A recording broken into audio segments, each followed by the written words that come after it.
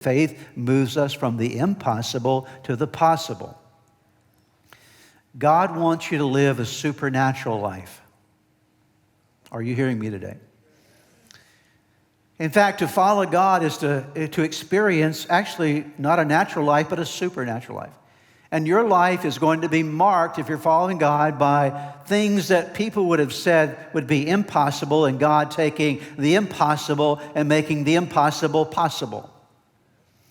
Some of you are sitting in this room today or in one of our campuses today, and 5 years ago you would have never dreamed that you would be sitting in a church.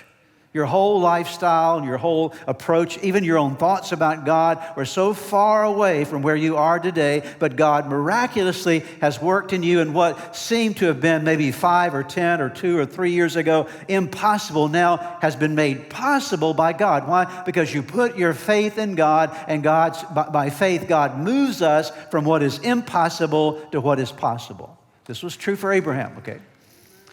Abraham here's God, and God says, I want you to leave this idolatrous place you're living, and I want you to follow me. I'm not going to give you all the details, but follow me to the land that I'm going to show you. And God takes him there and says, by the way, Abraham, when you get there, I'm going to make out of you a great nation. You're going to be the father of a great nation. I'm going to bless you. You're going to be famous, and you're going to be a blessing to others. I will bless you so that you'll become a blessing. Now, here's the thing.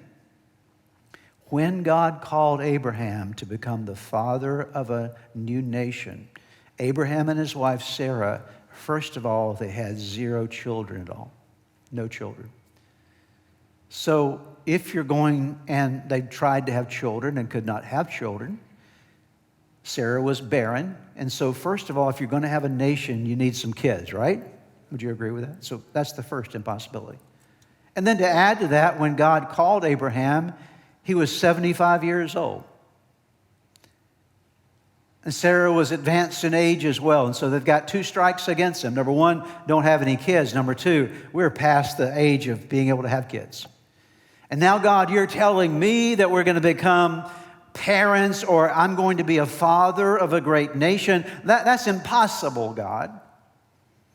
But somehow Abraham had faith to believe that the God who was calling him to become the father of a great nation, which seemed impossible, God was able to take what was impossible and make it possible. His faith went into operation.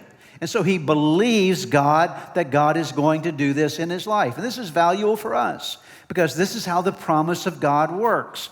When God's promise comes to your life, that promise is in the face of impossibilities.